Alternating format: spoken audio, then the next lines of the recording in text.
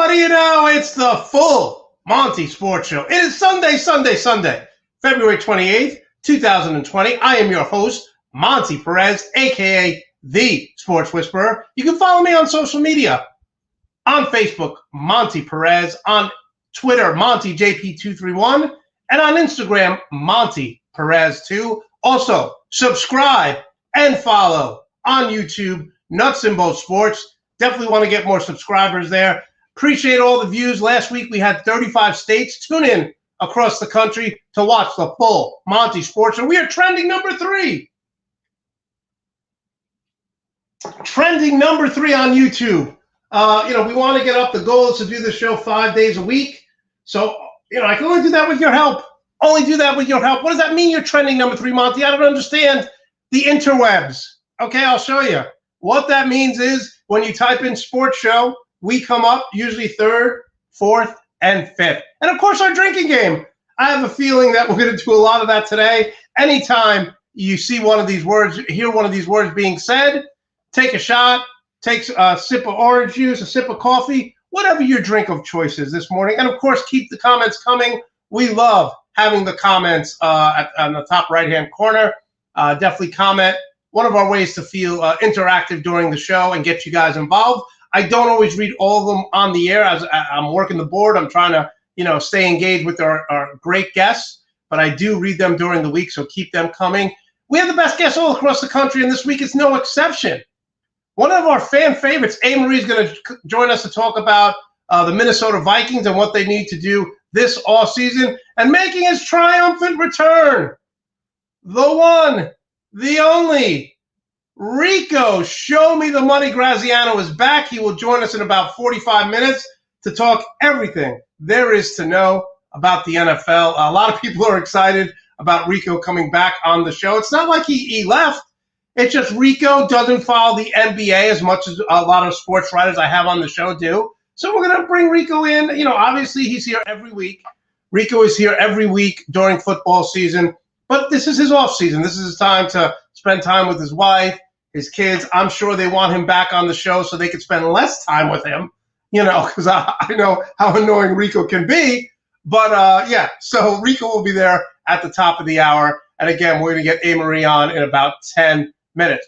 But let's start our journey today with this. So I told you guys last week what we're going to do is we're going to really start focusing on the craziness of Florida. The craziness of Florida. And one of the segments we're going to start this is called Things That Only Happen in Florida. Things that only happen in Florida. Now, Florida is like that hot male, that supermodel female that you look at, and on the outside, it's beautiful. But when you go to their house, their room's a wreck, always dirty, always a disaster. They always have issues. It's just beautiful to look at on the outside. This is what describes Florida, the beaches, the sun, the palm trees. But on the inside, there's always something crazy going on. So this man right here, this gentleman right here, you can't even make this up. Terry A. Kimball, that is this gentleman's name, called 911 late at night. He said it's not an emergency, Kimball from Key Largo, Florida, but can you put me through to dispatch? I'm at Taco Bell. I left my car on purpose because I'm drunk and stoned, and I didn't want to drive. So I walk up because the Taco Bell dinner area is closed, and they're not serving me because I'm not in the car. So he started the conversation with, I'm drunk and high, and they won't serve me because I'm going through the walk-up. This is why he called 911. Now, when he got there, he became belligerent, and they arrested him for abuse of 911, and they also arrested him for drunken, disorderly conduct. And as he's being pulled into the car, he's screaming, I'm being persecuted. I'm being persecuted because I'm a meat eater. My fiance's a vegetarian. This is the only time I get to eat meat. This is the only time. And I'm being persecuted like Jesus. This was in his statement. There's so many things wrong with that statement, but I'm going to break down just a couple of them. First of all, Taco Bell would never persecute someone for wanting to eat meat. Their whole business motto is meat and cheese. My dad says this all the time. All these things are, whether it's a chalupa, a gordito, a burrito, whatever Taco Bell, all they do is sell meat and cheese. They are the masters of marketing because every one of their things is just meat and cheese. So they're not going to discriminate against you because you want meat. He's like, I'm being persecuted because I'm a vegetarian. Like Jesus. First of all, I've seen many photos of Jesus, drawings. Never once did I see Jesus eating meat. It's always fish, bread, wine. The only time you ever see Jesus eating meat is when you go down south and they have stupid ads like this, like a heavenly burger. Jesus was, for all intents and purposes, as we know, ate fish and bread. So the fact that you think you're being persecuted because you're a part-time vegetarian, Taco Bell's whole selling point is eat meat and cheese. Now, we've all had problems with drive-thrus, right? I'm going to tell you one time. Me and my friend Bazad went to this club, and we didn't meet any women. So the first thought is, let's go to the diner and get a hamburger with cheese fries and gravy. People on the East Coast know this as the lonely man's meal. Late at night at the diner, you didn't get any women, so you try to comfort yourself with food, cheese fries, and gravy. So we go to the diner, and the guy says it's going to be a 45-minute wait, so we're like, let's just go through the drive-thru somewhere. So the only thing open was Burger King, home of the Whopper. So we go to the drive-thru Burger King, and I say to the woman, yeah, let me get 2 Whoppers, one with no mayonnaise. I don't eat mayonnaise. My friend loves mayo. One with extra mayo. This has nothing to do with the story, but I just need you to know that I don't eat mayonnaise. 2 Whoppers with mayo, 2 fries, and 2 Cokes. And what does the lady say? She goes, I'm sorry, I can't do that. So I start freaking out. I'm like, oh my goodness, are we so drunk that I went to McDonald's and I ordered a Whopper? In some states, that's 30 days in jail. That's a problem. But then I look and I see we're at Burger King, and I said, excuse me, I'm sorry, I'd like 2 Whoppers, 2 fries, 2 Cokes, 1 Whopper with no mayo, 1 Whopper extra mayo. She says, I'm sorry, we can't do that. I said, why can't you do that? She says, we're out of Whoppers. Excuse me? Yeah, we're out of Whoppers. This is the home of the Whopper.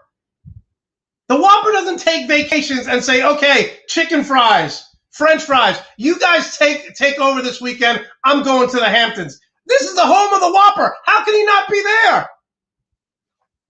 I said, do you have meat? She says, yes, but we don't have any Whoppers. I don't understand. Now, as much as I wanted to smash the drive-through speaker, I did not think I was being persecuted. I just ordered a chicken sandwich. But this guy who was arrested said that because they didn't serve him, he was being persecuted like Jesus. Like Jesus. How can you call yourself the home of the Whopper and the Whopper not be there? I don't understand this. But I didn't call the police. I didn't go crazy. I didn't think I was being persecuted, which reminds me to my next persecuted story. So I'm flying from LA to New Jersey, 6-hour flight, JetBlue. As you can see right here, I love JetBlue because you just hit on the screen and you can order drinks, you can order TV shows, movie, one-stop shopping. You don't need to even interact with anyone. So as I'm sitting on the plane, I'm just waiting for the catastrophe that's going to come on the plane and sit next to me. Every time I fly, there's someone, either it's smelly guy, it's a woman who won't shut up, it's someone who has 85 allergies and they can't eat anything. It's always a catastrophe that's going to sit next to me. So I'm waiting for this disaster to sit next to me, and to my surprise, the captain comes on and says, ladies and gentlemen, fasten your seatbelts. We will be going to New Jersey.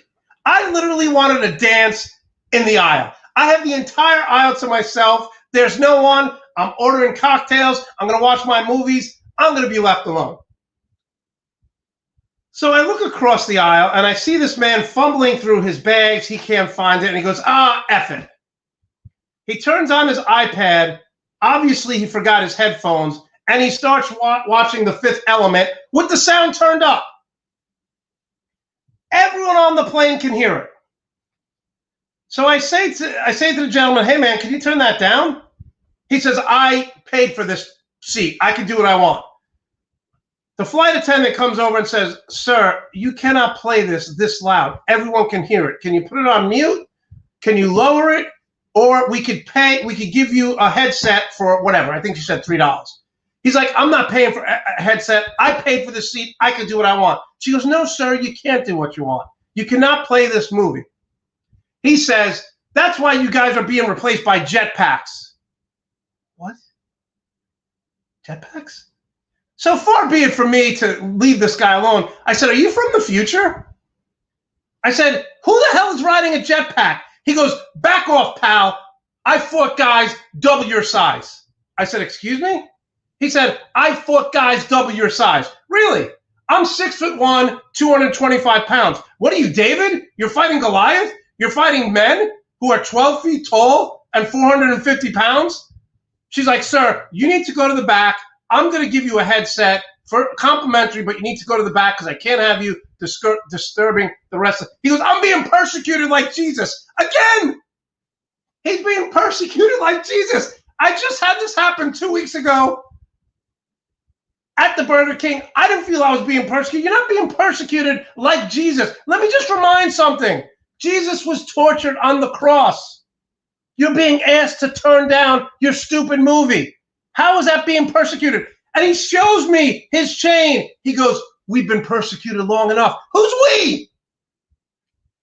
Now, here's what I don't get. Jesus was the most influential human being on the planet, right? Feed the poor, clothe the homeless, help the... He turned water into wine, feeding the homeless. Yet all people do is they talk about, and they wear this cross of Jesus being on the cross. If I was going to have a painting, if I was going to have a picture of Jesus, if I was going to have Jesus, something representing him on my chain, I would have this, where Jesus is helping everyone, or this, Jesus feeding the homeless. Why do we have all these people picking the worst moment in Jesus's life to celebrate?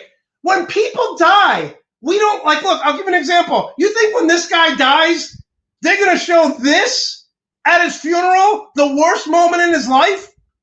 No, they're going to show him being with his kids, being at the park, being at the beach. Show Jesus like this. Why do we continue to show Jesus being persecuted, the worst moment in his life? That's like being a sports fan and you wear and buy a Michael Jordan Wizards jersey where he sucked for 2 years. No one remembers Michael Jordan from the Wizards. They remember him from the Bulls. They even did a documentary on Netflix, The Last Stand. Why do we continue to celebrate Jesus at the worst point in his life? Celebrate the good times and stop with this BS of being persecuted. Jesus was nailed to a cross. You're not being persecuted because you're drunk and you're not being served at Taco Bell. And again, are we going to show this at this guy's funeral? No, you're going to show the happy moments. Are you, when Michael Jordan passes on, are we going to talk about the 2 years he was at the Wizards? No, we're going to talk about the Bulls. I'm tired of people saying they're being persecuted like Jesus. Jesus died for human beings. Just because you can't get a taco at 2 a.m. doesn't mean you're persecuted. And that's all I have to say because I'm getting fired up. All right. Yes. Listen, I know people wear this cross and they have such pride in it. But my point is, wear this. Wear something to celebrate the greatness of his life, not him being tortured at his death. And that's all I'm going to say about it. Okay, we're going to get to A. Marie in about 2 minutes. We start each show with the good, the bad, and the ugly. Let's start with the good. Look, if you're a Dallas Cowboy, New Orleans Saints, Las Vegas Raiders, or Chicago Bears fan, you have to have somewhat optimism. Russell Wilson hasn't demanded a trade, but he's waived his no-trade clause for those two teams. And I just got to tell you, if you're looking at these 4 teams, this is really a shot at Pete Carroll. This is a shot at Pete Carroll because what Russell Wilson is saying, he's saying, look, I've had enough of this conservative offense. I want to go to Dallas, offensive coach, New Orleans, offensive coach, Las Vegas, offensive coach, and say whatever you want about Matt Nagy. He's made it to the playoffs twice with Mitchell Trubisky, an offensive coach. So if you're one of those teams, you want to go after Russell Wilson pretty heavily. Now to the band. Listen, the NBA All-Star team has been picked. Sabonis, Domantas Sabonis, he's the only NBA player in the history to average over 21 points, 10 rebounds, 5 assists, and not make the All-Star game. He made it last year, didn't make it this year. It's an absolute disgrace. And also, listen, I'm going to tell you right now, Trae Young should have made it. Trae Young ranks among the league's leaders, 9.5 assists. He's 10th in scoring. 10th in scoring. So Trae Young should have made the All-Star team as well. Now, that's the good, the bad. Now let's get to the ugly. Listen, former Jazz guard Elijah Millsap accused team executive Dennis Lindsey of using racist language during his 2015 exit interview. Dennis Leary was the executive vice president of basketball operations. He said, and I quote, according to Millsap, if you say one more word, I'll cut your black ass. This is what he said. If you say one more word, I will cut your black ass. Now, I don't know much about this guy right here, but if this proves to be true, he should be reprimanded. He should be fined. He should be suspended. He should be never, ever work in the NBA again. I'm going to talk more a little about the racism that's going on in the NBA. It's absolutely disgusting. And if this story is true, then he should definitely be banned. Now, before we get A. Marie on, one of our favorite guests, let's surf the crowd. One of the things we love to do with your comments. One of the things we love to do is read those comments. Yeah, I'm not a fan of mayo. Mayo is just, yeah. Being drunk and high is the only way to stomach Taco Bell. I've never been to a Taco Bell, so I really don't know. But yeah, the Bears should go after us. The Bears should go after us. No, George, it wasn't a normal beginning of the show. I went after food chains, and I went after people who try to use Jesus in the name of vain. They try to, I'm not a big religious guy, but let me just stop that. Let's bring on Amory. Amory, thanks so much for joining the full Monte. Hi! Good morning. How are you? Well, weirdly enough, I'm in St. Louis, Missouri, with my aunt and my grandma because I'm driving back to New York, but I made a pit stop so I could be on the show. Listen, that is a beautiful night. What are you in the living room? Yeah, I did it it's not one of those Zoom backgrounds. It's really her living room. I like it. It's very nice. Yeah. I thought you were talking about my new brawl gear. I thought you were talking about my pretty new brawl gear. Well, that's nice as well, and we'll get to that. But you tweeted your life is turning into a living sitcom. Monte, I can't make this up enough. So you saw this tweet, but my mom just passed away of stage 4 cancer. My career's starting to take off. I have some big news coming out this week, and I have to travel. I have to move back from New York City to my hometown, New Mexico, to help raise my nephew, who my sister can't take care of. So I'm reconnecting with an old flame from high school. So if NBC doesn't give me a TV show, I don't know what to do. That's better than any reality TV. First of all, your personality, but that's better than anything they have going on right now. Yeah, exactly. And by the way, I want to go back to this Russell Wilson comment. Yes. The only reason Matt Nagy made the playoffs is because it was even years for the Vikes. So yes, it's weird because the Bears he's made the playoffs every other year, and same with the Vikings. The Vikings make the playoffs in even years. Yeah. So it's just it's really funny. So we got a good year coming up, so it'll be good. Okay, let's start. Let's start with the Vikings. Let's start with my boy. Obviously, I'm a huge Justin Herbert fan from Oregon. He won Rookie of the Year. But look, I know this was out there. Justin Jefferson. Aaron Rodgers, the enemy. That's my pinned tweet right there. Yes, I know. I stole it. I stole it. So talk about Justin Jefferson.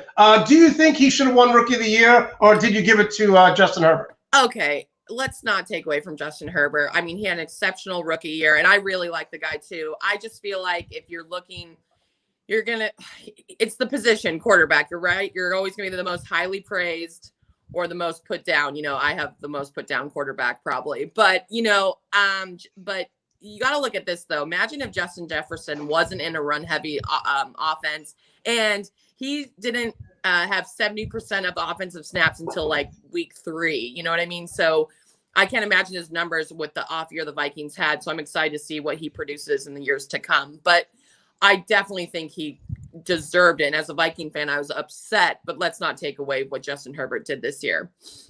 Yes, listen, Andrea says your story should be a Lifetime movie. Oh, totally. Totally my life.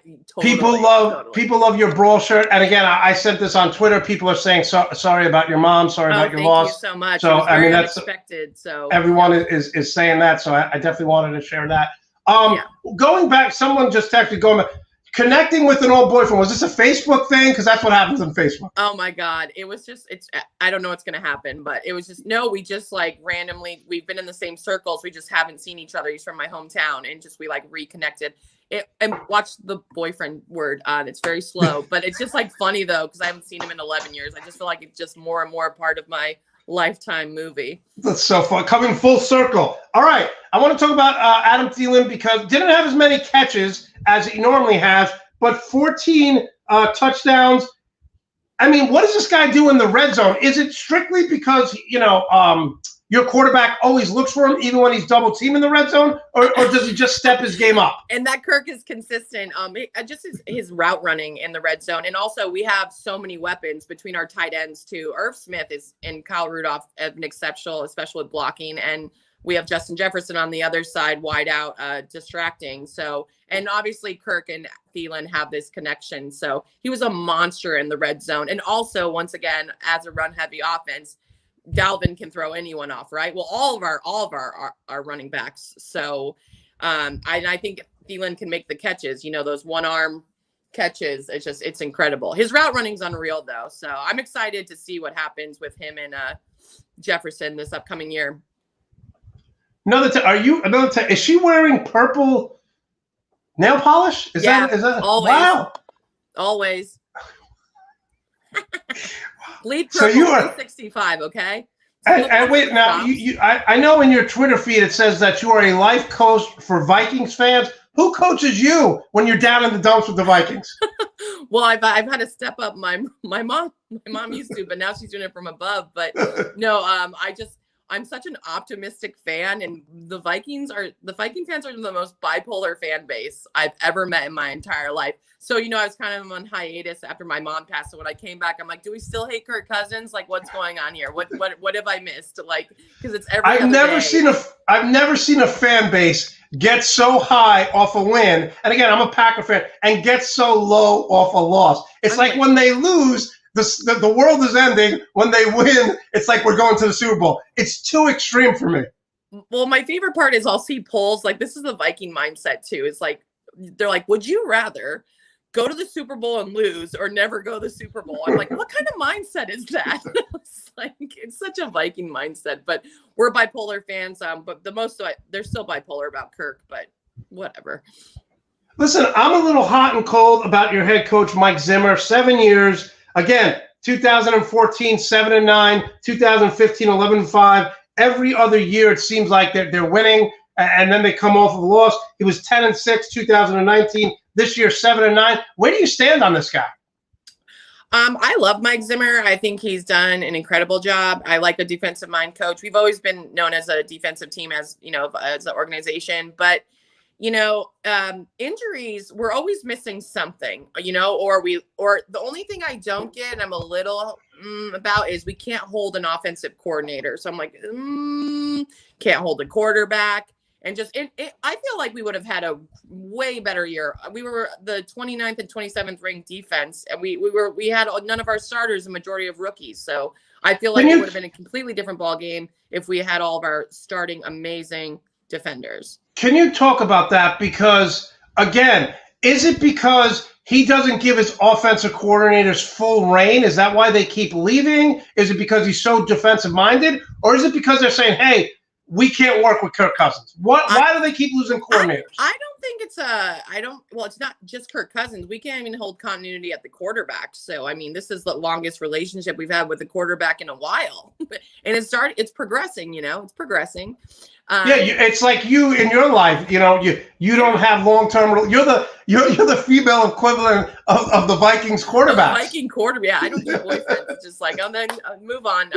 Or I'll go get an old guy and bring him back. Yeah, exactly. That's what we do. That's exactly my point. I can't believe we're discussing bringing back Teddy Bridgewater as a QB2 in these Viking communities. I was like, guys, fresh and new. Let's draft a quarterback and develop him. Like, we've never done that. Like, let's do that. It works. You can look at all the different teams that have had a lot of success. They develop a quarterback behind their star quarterback, and then it's great. It's great. It wins Super Bowls. A lot of people around the league, other fan bases, really like Zimmer. I like Zimmer too. Did he ever lose the locker room when Stephon Diggs and Kirk Cousins got into a shouting match and they traded him? Did he ever lose the locker room, or has he always, win or lose, the players still respect him? No, I think the players still respect him. I still feel like we have a lot of leaders in the locker room. But what Stephon wasn't happy, and I will say this, I know Viking fans are torn about this too, is Stephon Diggs was not happy, and he needs to be on a team in Buffalo. Like I said, we're going to be we're a run heavy offense. Like a stud receiver like him I don't think he wants to be in our system. So, but he gave us one of the greatest moments of all time. So I love Diggs. I'm happy for him, and I hope he has a very successful career. He's nasty. He's one of the most. And like if Diggs doesn't leave, you probably don't draft Jefferson. Oh, darn. Yeah. And I want to draft another receiver too. I'd be really excited. So, okay. So let's talk about this offseason. What are you doing with the draft? What do you need to do via free agency? I look at this team on defense, 27th, giving up 401 yards per game. That's not typical Mike Zimmer. So is your priority build the defense first, or what are you doing this offseason? We definitely need someone. Hopefully Danielle Hunter comes back stronger than ever.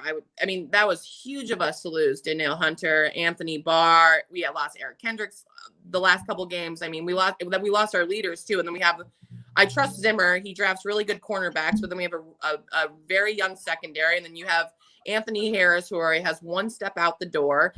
He's out. He's probably going to the Jets or something. Who knows? Good luck, buddy. And then you have Harrison Smith trying to do everything. So it was just a really poor Harrison. So it was a very frustrating year for the defense. But we definitely need a defensive end. I don't see us taking them at 14. But I would like that. Or, like I said, Paul Allen even said this, and I actually agree with this. Draft a quarterback. I know people disagree with me, but I was like, for once, let's get a good young quarterback to be behind Kirk. He has a couple years left, and then we could do the normal process. Like I keep saying, like, develop a quarterback for the love of God. That seems to be a missing piece. So you would be fine with their first round pick going with the quarterback. You don't want to. Yeah, really. Rick Spielman, it was really good, and then the second round too. A lot of gems, a lot of stars. So. And then I would just like offensive guard and a defensive end, and I would be pretty solid. And we're going to need a safety, which, by the way, Monte, I meant to tell you, I was with the Brawl Network in Dallas. We covered the College Gridiron Showcase. If you guys haven't checked it out, it's it's like an NFL combine, but for all football divisions. So you get to see kids from all divisions, which is incredible.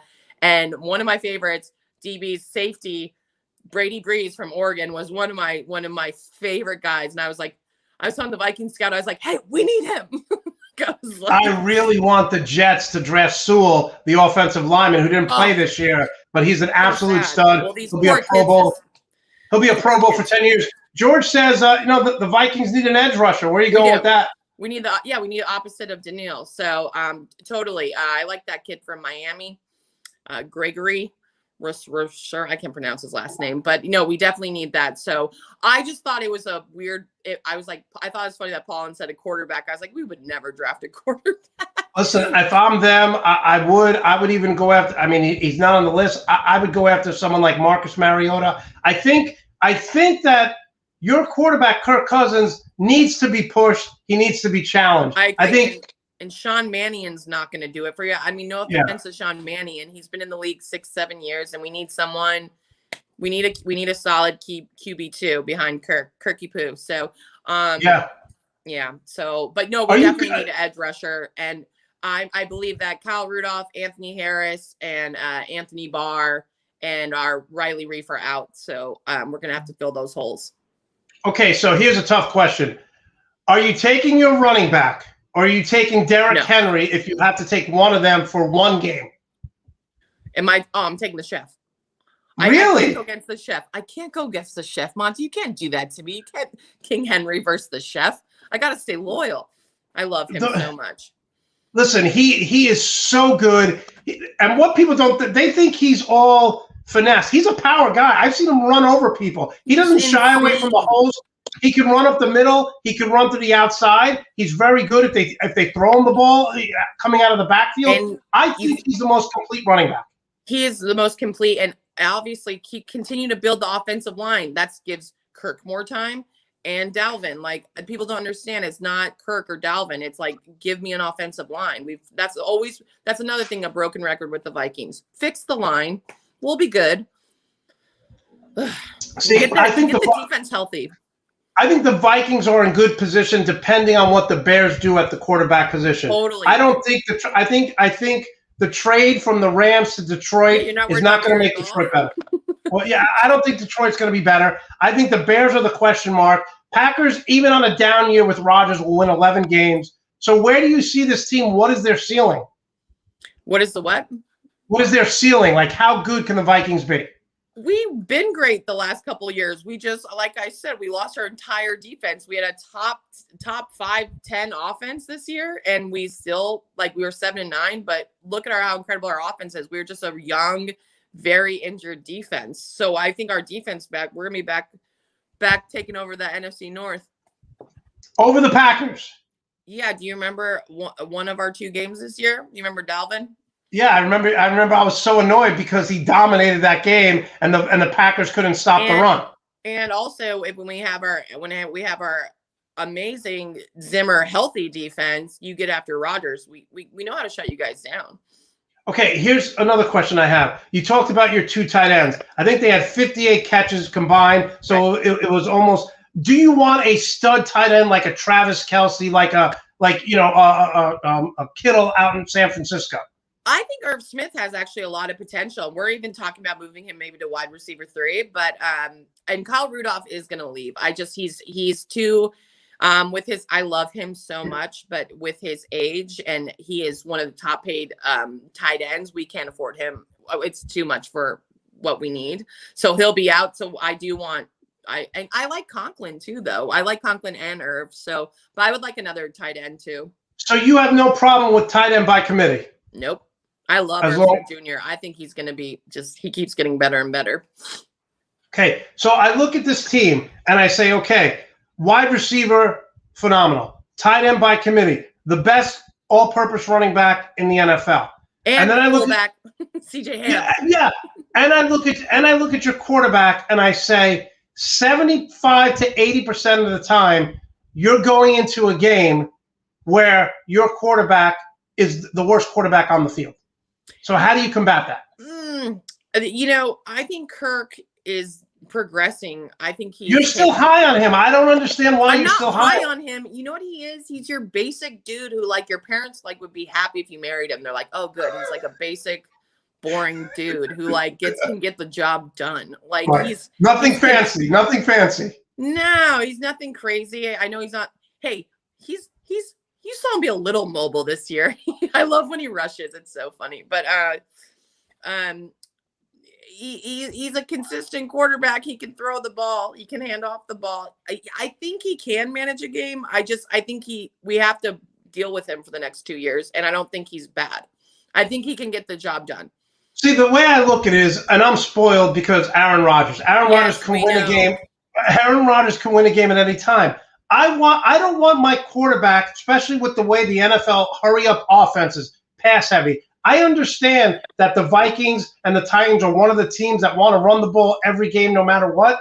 But I want my quarterback to go out and at least 2 or 3 times a year to be the best player on the field and win. No matter what, Kirk Cousins is never the best player on the field. That's where I have the problem with it. But also, Monte, that's why I keep stressing, maybe draft a quarterback we can put behind Kirk, because he probably has 2 years left in his contract. And for once, maybe just like anyone else, any other successful quarterbacks, the Bradys, the Rodgers, they were behind someone at some point, right? Hey, how about you do that? Develop a damn quarterback. That's all I'm saying. People keep bringing this up. They say maybe this should work for your career too. People say when Aaron Rodgers is engaged in dating, he's not as good. I don't know if that's true, but people keep saying that. No, comedy is the same way. They say that for comedians as well. Well, then it brings you a lot of material too, I guess, if you're married. But yeah, so like when you're but there's a bitterness when you're single that makes it funny. Yeah, no, it's so true. But I just feel like I think like after he broke up with Danica, he was acting like he was like living his best life. I was like, poor Danica, and he has an unreal season, and like I was like, oh, that must be hard to watch. Okay, so getting back to these Vikings now. Are you in position where this is a make or break year for your head coach? If he does not make the playoffs, are you done? Yeah. If we're healthy on defense, I will give him an excuse if we're injured like we were, but no excuses. There's no way that we should have made the playoffs this year. Oh wait, our special teams, our kicker.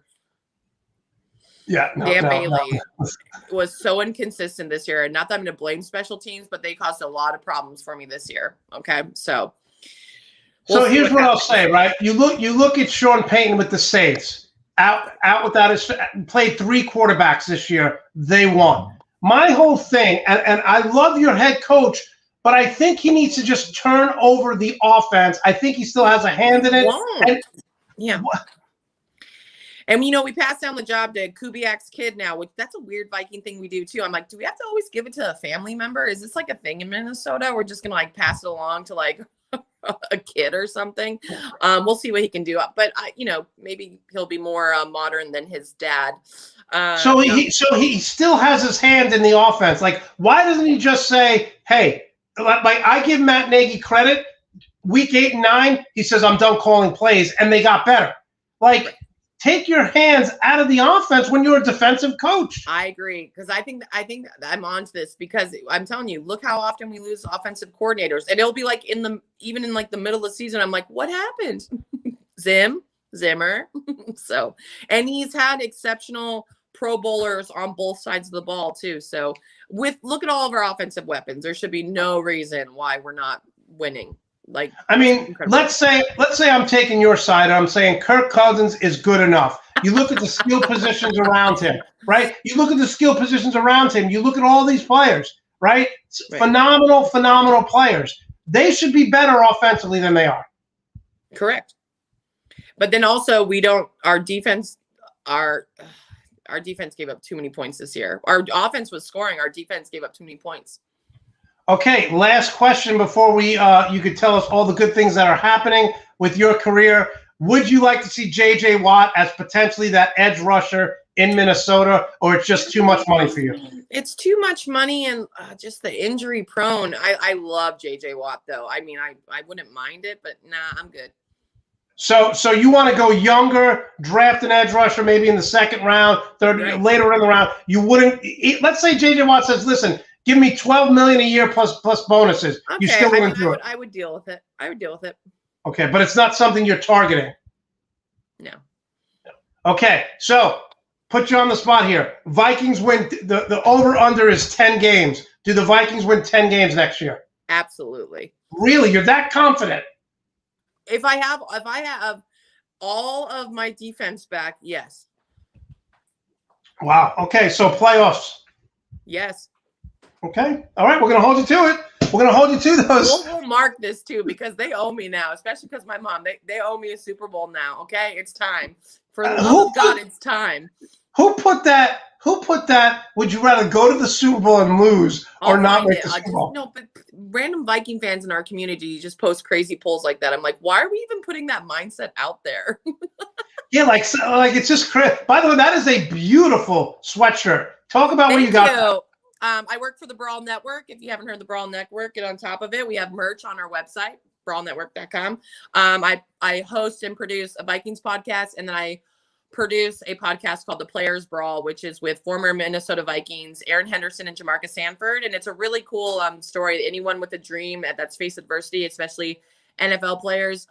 My favorite so far has been DeQuell Jackson, who caught the Deflategate ball in against Brady when he was on the Colts.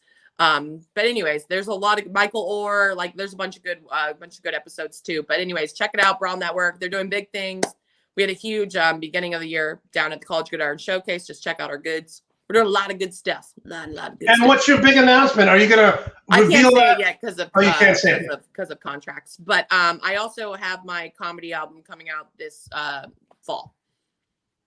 And when you do your stand-up comedy, is it? I know you did a show in Wisconsin. Was that or Chicago? Was that weird going into the enemy territory? Well, yeah. Well, I think you know. So I've talked about this previously on your shows. But my whole thing is as like the sports comedian is I follow around the Vikings on the road and I do shows wherever the Vikings go. But the pandemic kind of. How do you open up? I'm a former comedian. How do you open up when you're in hostile territory like that? Oh, I make fun of the Vikings or being a Viking fan, or I'll poke at them. You know what I mean? And do you talk about their team, or you never talk about their team? Oh yeah, especially in Wisconsin, they really liked that. Okay, how can we follow you? How can we support you? And here's a little picture of me at the Laugh Factory. Oh my God! And that's so awesome. Yeah. Oh man, I would love to watch your old stuff. Back in the, I used to have a ton of YouTube videos. Now I took them off. Now I have DVDs in my storage in New Jersey that I can't get access to. People even know what those are? All right, how can we follow and support you? And when are you appearing next? Well, who I'm trying to, I might be in Atlantic City next Friday at the Tropicana. They just reopened. So on my way, on my Eat, Pray, Love, Grieve drive to New York City. I'm going to be probably in Atlantic City next Friday and Saturday. But if you follow me on Twitter or Instagram at @parttimebro _ between the part and time the bro, I post all the time about my shows. But, we've been limited on when we can perform. And I'm not going to perform in a park or on Zoom. But hopefully I'll be at Tropicana next Friday, just unless something happens. So look at this. Amory is killing it. The sports diva people are calling you. Oh, I like sports diva. The sports diva, yes. And are you going to ever hit out in LA? Is that one of the plans? Yeah, I actually did the Comedy Store last New Year's. But then, this whole pandemic has really, LA's not really open. But when the pandemic is over, guys, I perform all over the country. So someone's calling me Adam Carolla from a distance because of when I used to not shave my head. Oh, that's so funny. That's so funny. That's so funny. All right, Emery, love having you on. Have a safe trip. Monte. Please post anything you do. Just post it on my page, and I will retweet it. Okay, thanks, Monte. Have a great day. Thanks so much for have safe travels. Thanks. Marie does a tremendous job. People love her. She's so passionate. Listen, I got to tell you, she's really, really optimistic about the Vikings. I don't see them winning 10, 11 games, but she does. She's obviously a positive Viking fan. All right, and let's give her a round of applause. It's that time. It's that time for the man, the myth, the legend, Rico. Show me the money, Graciano. Rico, how are you? I'm doing well, man. I'm doing good. It's nice out here. It's been a real rough month in LA. We've had some wind. Yeah, you mean instead of being 75 and warm, it's been like 68? 68 in a gust. It's driving everybody crazy. People have been killing me for 2 weeks. When's Rico coming on? When's Rico coming on? And I'm like, look, this is his off season. He's the NFL guy. He doesn't follow the NBA as much as, sports writers do. He follows it, but it's not his passion. And you can't blame yourself, Rico. There aren't that many Italians in the NBA. And here's the point I'm going to make with that. When was the last time you're at a game and someone says, hey, coach, put Nunzio in for the 3? Hey, coach, that's a foul on Mario. You don't see it, Rico. You don't see that. You don't. It's not Australia. Believe it or not, at the Italian basketball league is like the second highest paying basketball league in the world. Really? NBA, yeah. Wow, I did not know that. It's really big. It is. Look, people are like, a lot of the college guys who don't make it end up going to go to Italy to play. Yeah, that is true. That is true. Rico, are you in a chateau? Yes, it's called the Studio 3 at my apartment. Well, when you live in a mansion and have 10 rooms and 4 bathrooms, it's pretty easy. Well, after obviously Studio 3, your wife, we have Studio 4, the kitchen. Yeah, your wife bought that picture behind you, right? That's not your doing. Actually, that's my doing. That's Marilyn Monroe's first time ever on set. She's playing the girl. How much did that picture cost? I actually got it from a friend of mine. I don't buy art, Monte. People are saying the hair is looking great, but your mustache doesn't match your beard. Its mustache is too thick. You know, that's actually funny. I've been thinking about that a lot. I'm glad somebody pointed that out because it's been on my mind that I'm thinking it's staying darker than the beard, so I might have to go a tighter cut, right? Is that yes? The mustache is much darker than the beard. The only people that can give me advice on trimming my mustache is Italian women, so I'm not sure. Wow. Okay, Rico, let's get right to it. Where are we going this offseason with your Steelers? Defensively, do they get J.J. Watt? No, they're not. They can't even afford anybody else. Never mind J.J. Watt. J.J. Watt would have to give a monster discount. And you don't think he wants to play with his brother? I think it's a nice novelty, but I think when you're playing in a sport as rough as football, as brutal as football, do you really want to give a few $1 million discount to play with your brothers? It's not like he's coming into an environment that they have a real solid, like Rico, they'd have to pay me a hell of a lot of money just to be in the same room with my brother. Yeah. So. It's not like he's coming into an environment that is like 2 or 3 pieces away from a Super Bowl. You know what I'm saying? Like he's coming into an offense that is just I don't even think they win the division this year, which is I agree with you 100%, but let's get back to the comments. Got it from a friend of mine, Marilyn Monroe contraband. Got it from a friend of mine, winning it in gambling. Rico, come on, tell us the truth about that Marilyn Monroe picture. All right, so there is a high possibility it did come through a gambling bet. There is. I'm not going to lie on that one. That one, but it was from a friend, so technically I'm not lying. It came from a friend. Okay, so they paid you off in that. It's funny because I thought maybe you didn't want to say anything because maybe an ex-girlfriend gave it to you, and maybe you didn't want Melissa to know. I'll never forget the time. This is a true story. I was moving in with this woman, and I had dishes that an ex-girlfriend gave me. And she's like, you can't put those dishes in our house. I'm like, why? She's like, because your ex gave them to you. I'm like, oh, really? You have 2 kids from another man. What the hell are you talking about? Like the hypocrisy. You don't want me to have dishes from a previous relationship. You have 2 kids. You want to hear an even better one? Melissa, when we moved in together, she had a whole bunch of stuff. And I said, where'd you get this? And she was telling me, oh, I got this from that boyfriend. Oh, I got this when I was dating that guy. What? So Melissa's stuff was accumulated over like 3 relationships. So slowly but surely, I had to replace them. I let them live their life out. I didn't want to get rid of them immediately, but she had no problem telling me where she got her lamp. Yeah, listen, maybe she just dated guys to furnish her apartment. Who knows? You got to do out in LA. All right, Rico, I hate to say this, but why is it when I watch LeBron James, I see LeBron James still have to be the greatest player on the court night in and night out? I see Tom Brady throwing interceptions, fumbling the ball, misreading. This guy wins 7 titles. How is he always surrounded by the best talent in the country? You got me confused. Tom Brady, because this was. I had this not argument conversation just last week. This was a plan set in motion 2 or 3 years ago. There is no way he didn't sign a contract and went to Tampa Bay. There was no way they had Jameis Winston, 5,000 yards, 30 touchdowns. Yes, he had an interception problem, but there was no way that they were like fully committed to not signing him. This was a plan set in motion to where, you know what, the team that I realized that they looked like Tampa Bay was the New York Giants that beat Tom Brady. They really resembled them a lot, and he put himself in a system that he helped probably create.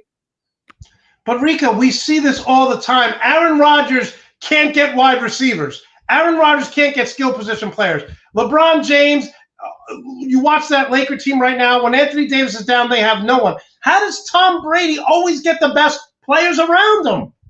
People want to play with. I mean, it's a different league. When you're talking about the NBA, there's only so many guys on the court, and there's only so many people, and so many. Every player in the NBA wants a max contract. And NFL guys know where they. A lot of guys. The difference between NBA is that because teams score 120 points, a guy who scores 17 points is coveted, which it doesn't make any sense. The numbers have moved. The bar has changed. So every time they're like, oh, he's great, 4 rebounds and 17 points he's averaging. I'm like, that's good, but they're scoring 130 points a game. So how good is that really? And the NFL, there's so many players that the bar of pay you can make, 2 good wide receivers gives you a third receiver. I'm not explaining it right. No, I get what you're saying. You're saying that players just want to win with Tom Brady. That's it. Players will come take a discount to play with Tom Brady. We've seen it before. It's happened before. Tom Brady picks up guys like Antonio Brown who will command next year $16 million, and he'll get it. You know what I'm saying? Like, it's not what, people aren't calling, to come play with LeBron. LeBron is, I will invite you to play with me. People beg to play with Tom Brady. Like, nobody's calling LeBron saying, hey, can I come play with you? They're hoping LeBron calls them. It's like the Yankees. The Yankees will call you. You don't call the Yankees. Laura just made an announcement that she's here. She's late. Thank you for showing up late. All you really need to do is be here for Rico. And Rico, I don't like to toot my own horn, but someone texted me. They said, yeah, someone asked it. They said Rico looks like he's from the 1920s. So what do I have available? The 1920s mustache. This is you right now, Rico. Look at Rico. Let's put Rico up there. Look at Rico. Just look. Yeah, look at. Now let's look at this. Are they not twins? Should I go straight mustache is the question. That's what I need to know from the comments. Do I go straight mustache? Do you want to look like a 70s porn star? Hey, it might give me a whatchamacallit, a glow. I don't know how to say the word I'm looking for at this time. Were you going to say something really awkward? I was going to say something really awkward. Okay, so my brain couldn't shift to PG from how far R I was going. Okay, so you've watched Orange is the New Black. I'm sure you know some cast members there because you know everyone in Hollywood. This is Porn Stash. This is what you would look like. Let's put the camera on Rico one more time. There's Rico. There's Porn Stash. You're twins. That's that. I feel like that I'm doing the.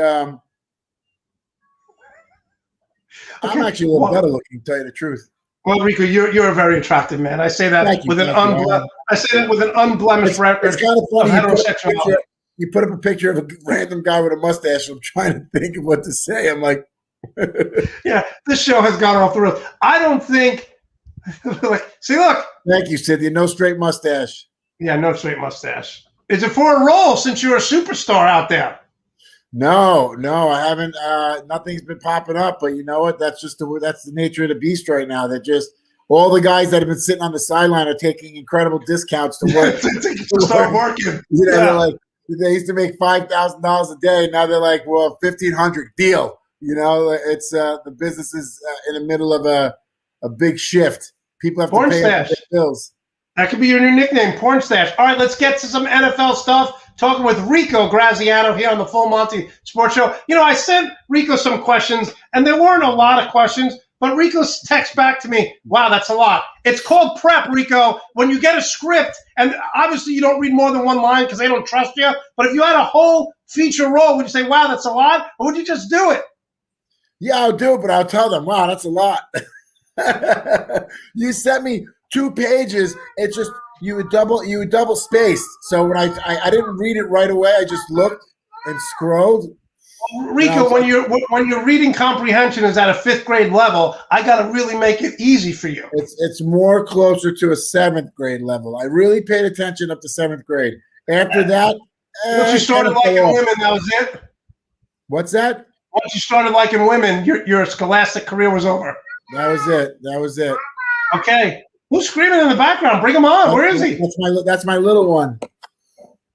Is he in the room with you? Yeah. You want to say hello, Giovanni? Yes. Giovanni, say hello. Come here. Say hi. Hi. Say hi, Monte. Hi, Monty. Hi, Giovanni. That's your next star. Yes. Is he a Steeler fan?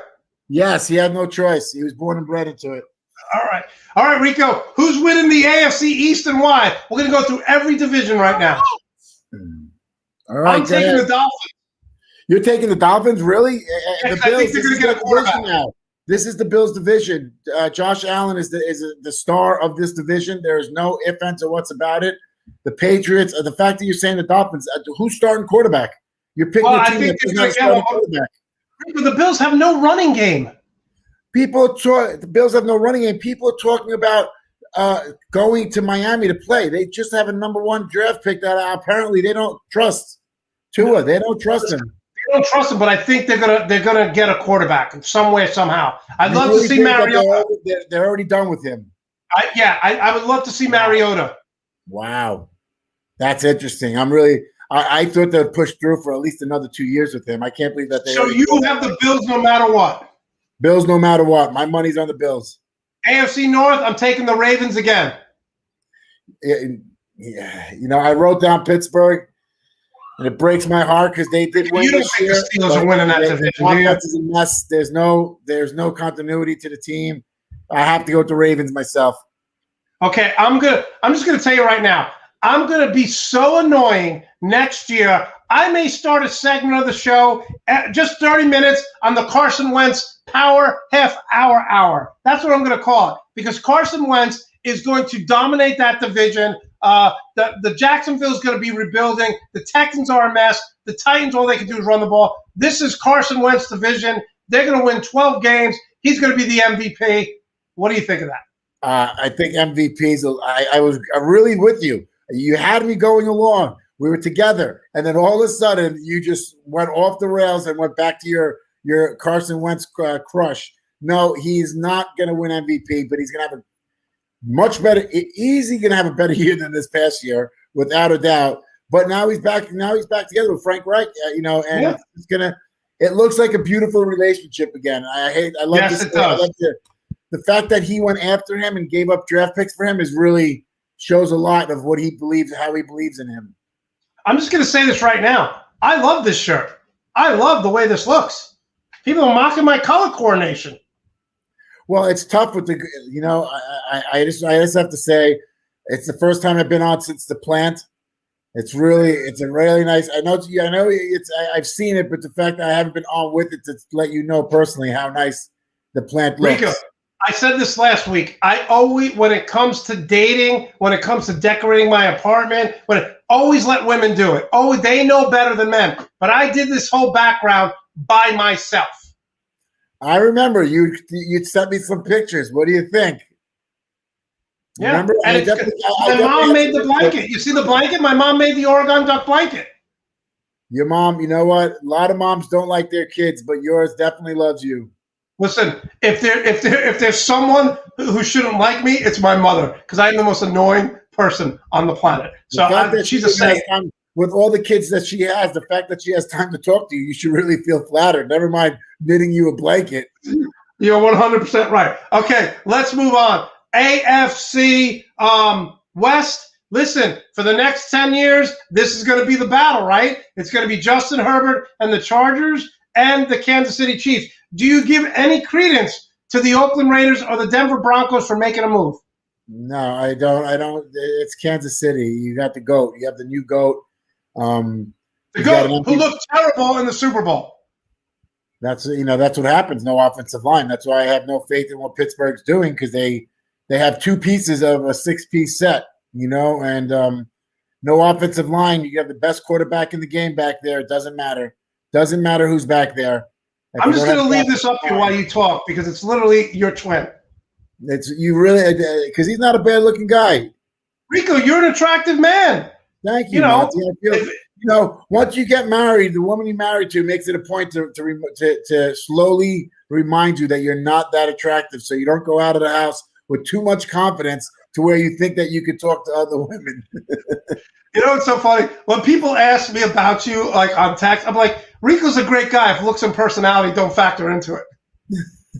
Looks and personality don't factor into it. Because you know what? I gotta say, your show is one of the best shows I've seen at the Comedy Store. Well, thank you, Rico. I remember that night. I will never forget that night. And at the Laugh Factory too. Yeah, and at the Laugh Factory. The Laugh Factory, when I can't remember those two comedians that came up to you. They were actually very well-known guys. Very well comedians. Yes. What a great show it was, and you were like, yeah, you were a little. I'm not gonna lie, a little arrogant about it. Like you knew it was good. I'll tell you a story. Instead of being very like, hey, thanks, you're like, thanks, yeah, it was cool. One was Dane Cook, who I do not like. Yeah, okay. That's why. Dane Cook. And the other time we did a show, it was what's the guy from that I can't even remember his name now. I know he was in Toy Story. He had that show where he was a construction guy. What's his name? I know his face. I can't remember. I remember he's on the show now on Fox. What the hell's his name? People don't realize I've been following Monte for at least 12 years, 13 years now. Like literally following him. It's like a prison sentence, dude. You're just in it for life. I can't shake you no matter what I do. It's like football season over, I'm back. Okay, so you're saying that next year, if you had a bet, would you say the Chargers and Chiefs make the playoffs? Yes. Tim, what's his name? Tool time. Tim, what's his name? Tim Allen. Tim Allen. Came up to me, yes. And let me just tell you something. Tim Allen was the most bitter man I've ever seen on stage. Halfway through, he says, I'm 20 minutes in. He goes, how long do I have to do this crap? But he said, S-H-I, you know what? He's like, how much longer and they go 45 minutes. He goes, I got 25 more minutes. This sucks. This is what he said when he was on stage. I didn't see that. I would have loved it. He was so bitter. That was hilarious. Okay, so you're saying they both make the playoffs, the Chargers and Chiefs, if you had a bet. No. You said they both make the playoffs. I did not say the Chargers make the playoffs. You're saying only one team makes it. Unless Marilyn Monroe spoke, there's no way I said Chargers are making the playoffs. Okay, so you don't believe in the Chargers? No, not at all. They have the best young quarterback in the NFL. That's great. That's nice. You see what a quarterback is one of 11 men. And yes, he's the most important guy in the field, but without it, you could have the best pitcher in baseball, but if nobody can hit the ball, I mean, their offensive line's a mess, their team's a mess. Who is he throwing to, Keenan Allen? Rico, I'm going to tell you, I'm going to give a little window into next week's opening rant because you won't be on the show next week. But I talk about baseball and how boring baseball is. Think about this. When no one scores in baseball, when no one gets a hit or a walk, it's called a perfect game.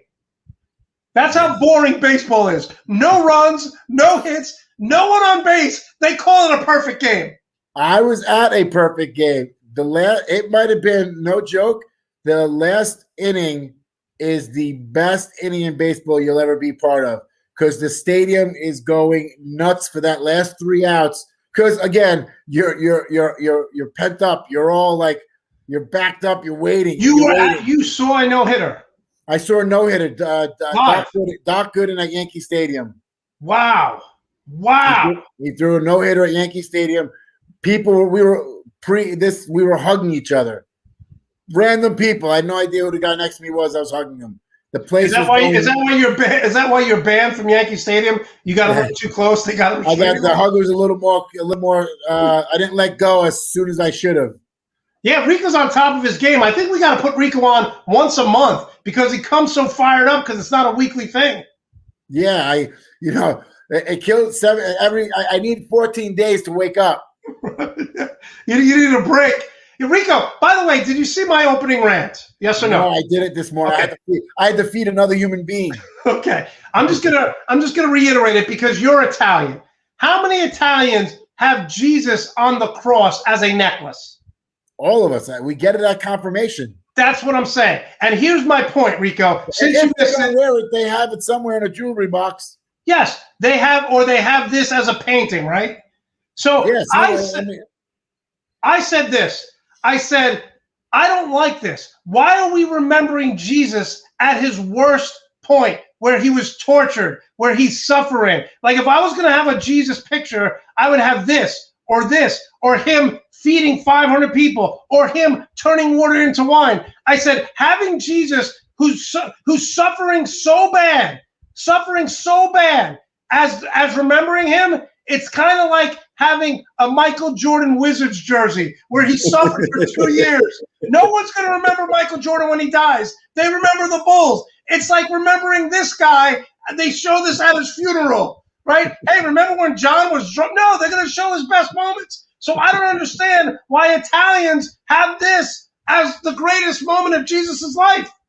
because Italians, they like to start the story, because if we start at the good point, we know where it ends. So if we start at the ending, it only gets better. The story gets better from there. There is no worst part of the story. So we start at the end and we just move backwards, and we're like, look at this, look at that, look how great. But Italians, the way we think, we're forward, we're reverse thinkers. So if I'm sitting there and I'm talking about him feeding 500 people, I can't tell the story 500 people because I already know where the ending is. No, I thought it was just because if I go backwards, I'm going backwards. I'm like, all right, he's there, I thought it was just because you guys like suffering. That's why I put how great. How great of a comedic analogy is that? Michael Jordan with the Wizards suffering.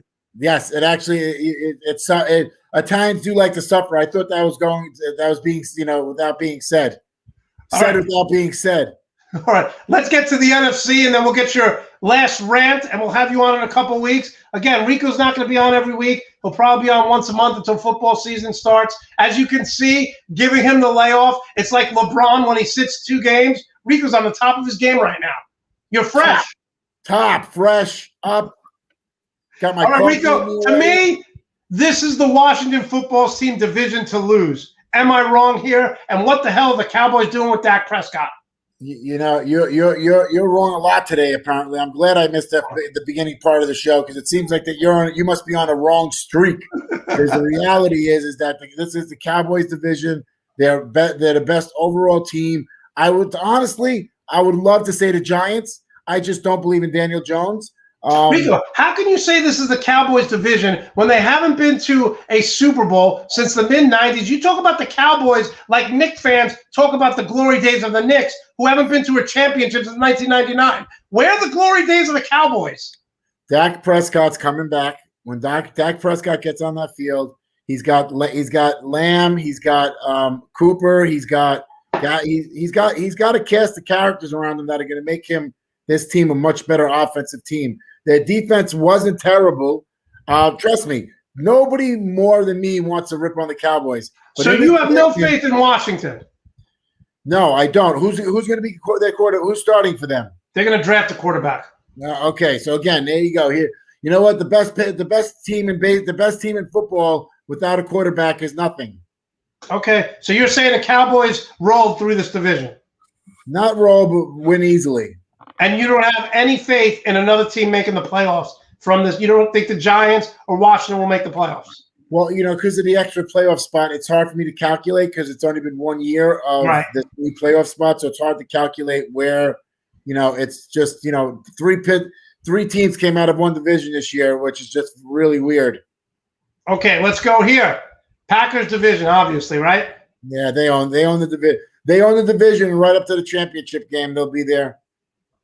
Sad. Do the Saints make a run, or is it Tampa with Brady in his second year? They know how to win.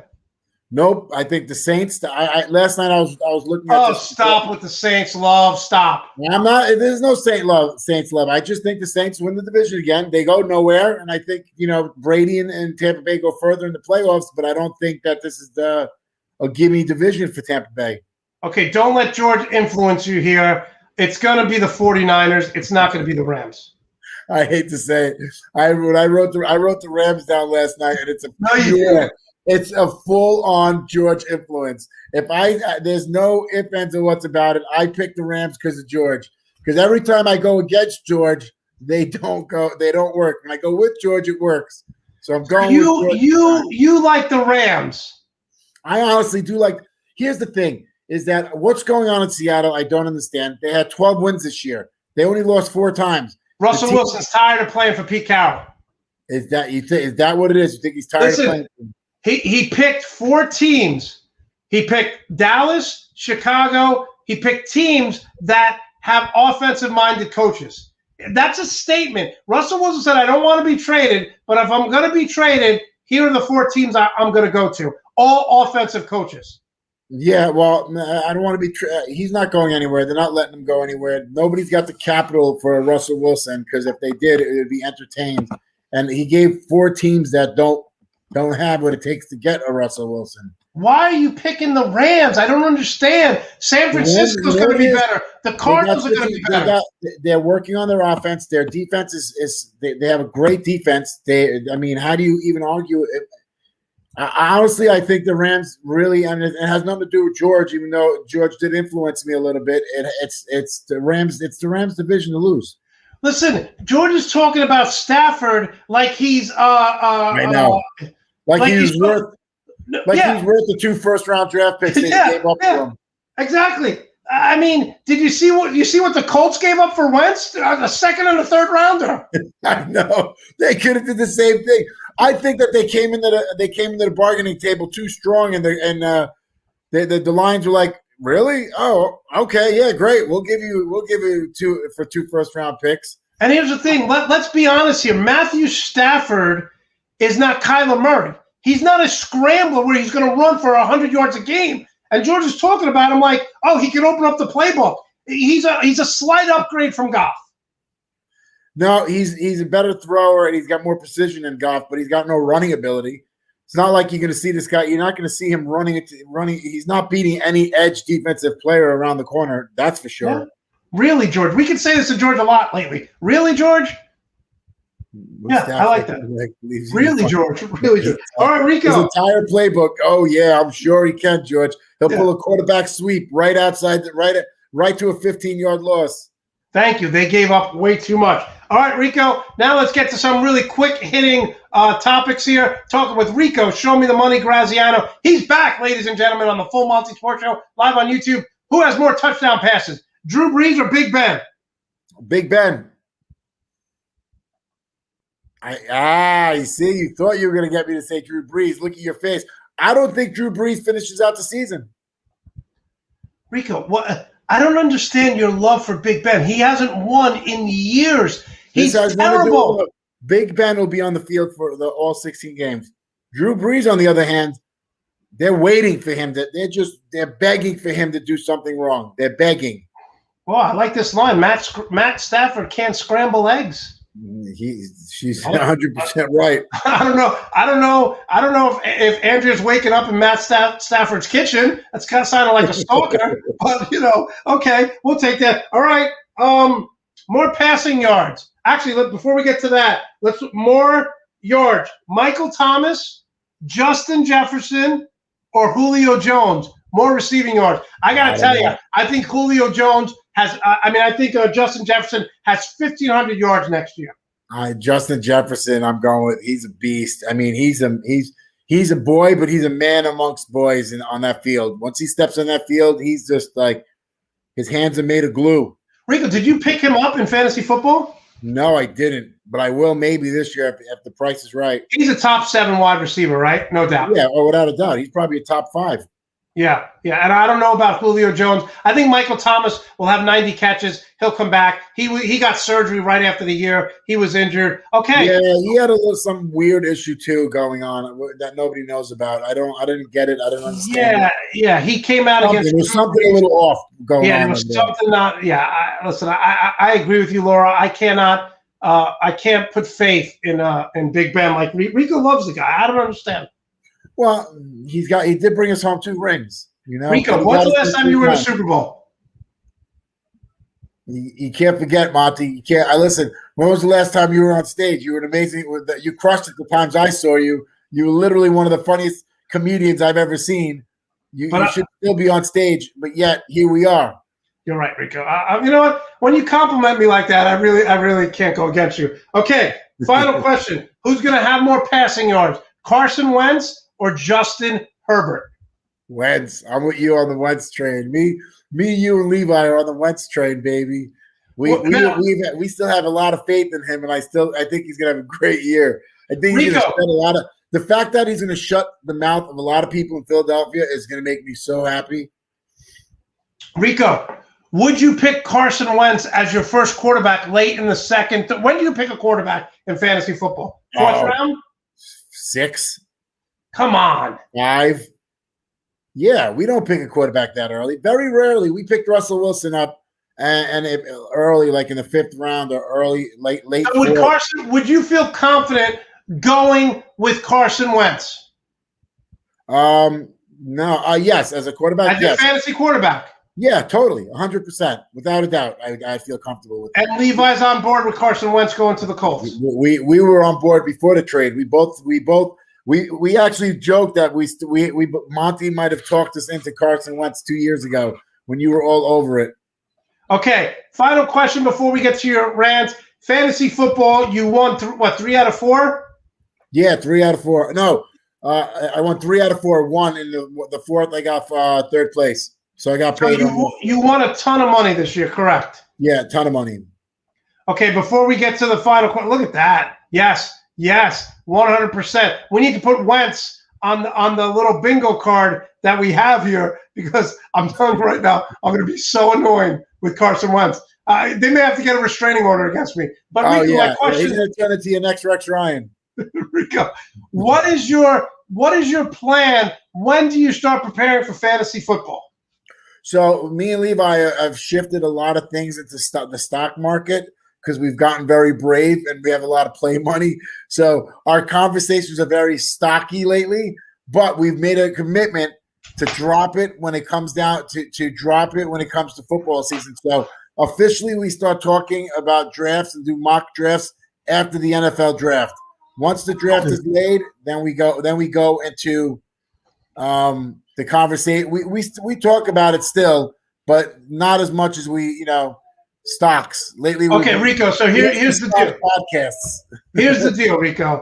Okay, I don't believe in mock drafts, and here's why. For those of you who don't know, a mock draft is you go into a room and people start drafting so you see where you're at. So let's say you're at 4, you're at 7. But if someone doesn't know what they're doing in these mock drafts, it throws you. What is the benefit of a mock draft, a fake draft to draft fantasy football players? Well, you're correct. People leave during the mock draft, so you're pretty much getting a feel because people leave after the 4th or 5th round. So you're really almost, and there's 16 rounds or whatever it is.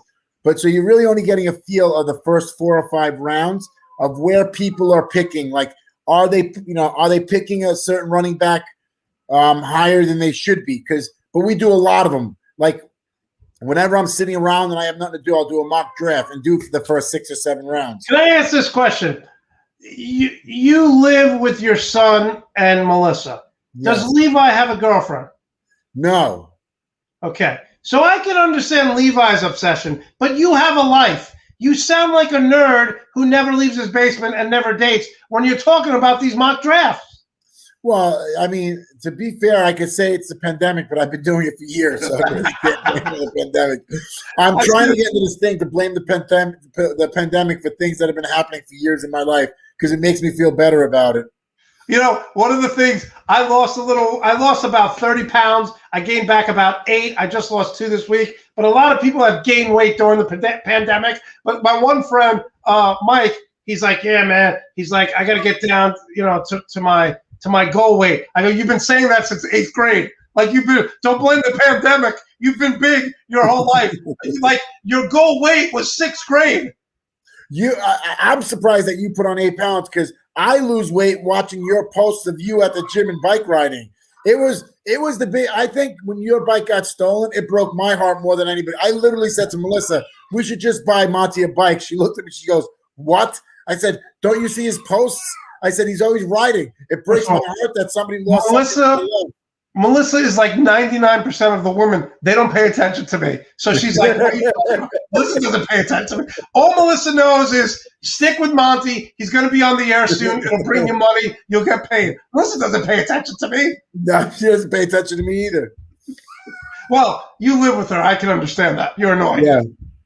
So going back to this, you won't start prepping until after June. Yeah, till after the official NFL draft because you got to see where teams are feeling. Are they investing in a quarterback? Like the mock draft is hard to do pre NFL draft because you just don't know. Okay. You got a more feel of what teams are doing. This is a good question. Where do you go for silence when you want to draft? Do you have a secret lair in your mansion? In my mansion? Oh yeah. I go to the 3rd floor of the house into the bathroom on the 3rd floor. No, where do you go? Where do you go to be away from it all to do your draft and not be disturbed? You wake up real early or stay up really late at night when we do the official draft. We take the bedroom over. Melissa's out. Me and Levi go in there. We set up the desk. We literally, no joke, we rearranged the room for the 3 computers, the draft computer, the books, like everything gets laid out. So we turn, and then we do it for 3 different days. But there's also a prep day of preparing to get the room prepared for the day. So we come in and we set the room up, and we're like, all right, this is the way it's going to be when we do the draft Thursday. Then we put it all back. I will say this. Okay, I will say this. One time Rico's like, hey, man, you got to come over. This is when he was living in New Jersey. He's like, you got to come over and you got to help me with the draft. You got to help me. And I'm like, what are you talking about? He's like, yeah, just. And I go to his house in New Jersey. He's in the basement. And I swear to God, he had like a chalkboard. He had like 4 magazines open. He had like 50 pages of notes. It's like a beautiful mind. You over prepare. I wish you would prepare for this show the way you prepare for the fantasy. Andrew, I love it. Wait, you guys draft in the bedroom? Yes, we do. And many questions have been asked about why we do that. People are on fire in the chat room. Yes, I was going to let that go, but obviously, listen. Whatever you do, it's working, right? I love it. You've won 3 out of 4. Yeah, why not the living room? Why in the bedroom? Yeah. Well, because then what am I going to do? Stuff Melissa and the kid in the bedroom? No, I think Rico does it in the bedroom. This is a 3-hour event, so it needs to be shut down, like an hour or 2 event. So we need to be shut down somewhere where, you can't lock a kid in the room for 2 hours. But that being said, before Giovanni was born, we did the same thing. So yeah, I think Rico does it in the bedroom too because he doesn't get any action in the bedroom. So this is the most excitement in the bedroom that he's had in like 2 years. So once he had a 2-year-old, I can't even argue with that one. All right, Rico. Listen, it's time. One of our favorite parts of the show. I don't even know if he's prepared for this, so he's just going to wing it right now. It's time for Rico to do his Rico's rant. We show this every week when he's on during the football season. All right, Rico, the floor is yours. So my kid's starting to go to school. So every morning when I'm driving to school, I hear the radio. I listen to these guys on the radio, and I'm always like, So these guys the other day were talking about like Mr. Potato Head now is going to be referred to. Yeah. Well, why? Did you already talk about this? No, but go ahead. Yes. Now they can refer to him as Potato Head. Now I have no idea why anybody would give 2 anythings that they would care about why Mr. and Mrs. Potato Head wasn't proper enough, that they have to go to straight Potato Head. Because here's the thing. When you look at the box, my son's got it. We play with Mr. Potato Head. Do you want to know what? He's never looked at Mr. Potato Head and asked me and took a look and said, why is it Mr. Potato Head or why is it Mrs. Potato Head? He just plays with the potato head. So he doesn't really care. And here's the best part. There's a top out on the box. It says between 2 and 8. That's it. So whoever's between 2 and 8, they're allowed to complain about Mr. Potato Head being Mr. Potato Head instead of Potato Head. If you're not in the range of 2 to 8, don't even bring it up. Nobody cares. Nobody wants to hear what you have to say. And it's getting annoying that these companies are like jumping the gun. Like, like Hasbro was like, or Mattel, where it was Hasbro. They're like, oh, we won't, we don't want it. We don't want it to become an issue. Because at the end of the day, when people finally ask, why are you doing this? Who has complained about it? They have no answer. It's kind of like, I don't know. I want to say the Aunt Jemima thing because I love Aunt Jemima, and it breaks my heart to not see that cute little lady on the box because of some whatever, because some corporation feels that it's not appropriate anymore. Anyway. You said at the end of the day, and I laugh because my closing argument was going to be about Potato Head, but you just stole it from me. So that's all right. I'll have to do another closing argument. My extra point. But yeah, listen. First of all, if you look at this just says Potato Head. It doesn't say Mr., doesn't say Mrs. By the way, if you look at Potato Head right here, he has the same mustache you have. That's right. And you see why it gets me even more mad. I didn't mean to take your ending rant, but I think that you can do better than me. And you could try, but most likely you won't. So you should just, see, this is me teaching you to work on your feet. Thank you. And Rico, stay on for another 30 seconds because that was Rico's rant. I have one more thing to say to you. But since you've just totally stolen my extra point, I'm just going to go on the fly here, and you let me know how I did. So my extra point this week was going to be about Mr. Potato Head, but Rico stole it. So I'm going to talk about something that's really, really bothering me, and that is Jeremy Lin. Jeremy Lin is playing in the G League right now, okay? And Jeremy Lin in the G League has been called coronavirus. They're not even calling him the coronavirus. When he shoots, players are saying Chinese virus. This is direct reflection. They interviewed Jeremy Lin, who used to be with the Knicks, played with Houston, playing with a ton of teams. He's in the G League right now, and he's being called China virus. And he said it's direct. This happened since 2017 because Donald Trump. And here's the problem. I coach football. I've coached basketball. The place where racism doesn't exist, meaning black guys, Spanish guys, Italian guys, white guys, Chinese guys. These are all people who coexist together. And now, because of Donald Trump and the racism in America, Jeremy Lin is being called the China virus. Let's remember one thing about this. Donald Trump said that last February it would be down to 0 cases. We've had 500,000 people die. Donald Trump said in last February, we have 15 cases. It'll be down to 0 soon. He was off by 500,000 deaths. And to make that even worse, we now see racism. Jeremy Lin, because he's Asian, is being called the China virus on the court.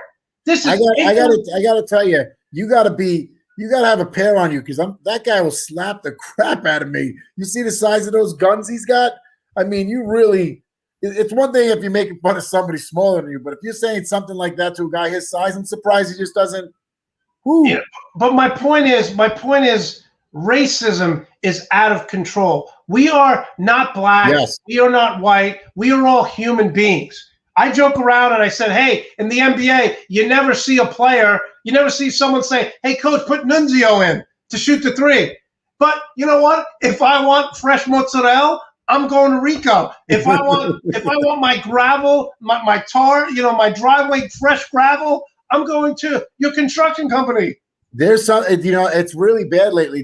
With Asians, Melissa's friend, who's an Asian girl, was walking down the street and somebody pushed her and said something in the sense of thanks for the virus. Are you serious? She's Korean. She has nothing to do. She couldn't be any. That's my whole point. To me, and saying just like random. I mean, she said she's like I was afraid. That's my point. Jeremy Lin has nothing to do with the virus. The definition of racism is you take a particular stereotype of a group and you pick, like Jeremy Lin is whiter than me, right? I mean, Jeremy Lin is the definition of the American success story. When the Knicks signed him, he was sleeping on his brother's couch. He was playing in the NBA, sleeping on his brother's couch. Wow, that's a big couch. For them well, I'm not going to talk about when you went to Vegas and ruined your friend's couch that you told us. that was a great gambling run. That has a good story. That has just as good as a story as his. Why? Yeah, listen, I mean, but like you said, Melissa's friend was targeted because they think that she's responsible for the virus. This is how stupid America has become. If you're Asian, you're not responsible for the virus. True, I couldn't agree with you more. My one buddy said to me the other day, he goes, right now we're in a world of two types of people, vaccinated and not vaccinated. Have you gotten your vaccine? Yep, I just got my second shot the other day. I was sick for like 2 days. Not bad sick. Like walk us through this, because a lot of people after the first, I'm getting my first vaccine tomorrow. But because I want to start traveling, I'm probably going to go out to LA in a couple of weeks. I'm going to go to Jersey. I'm going to go to Wisconsin. I'm going to do a lot of things. But talk about the second vaccination. Did you feel weird afterwards? Because a lot of people get sick after the second one. I feel like both times. I feel like the needles aren't as sharp as they could be, because both times they hit me, it hurt.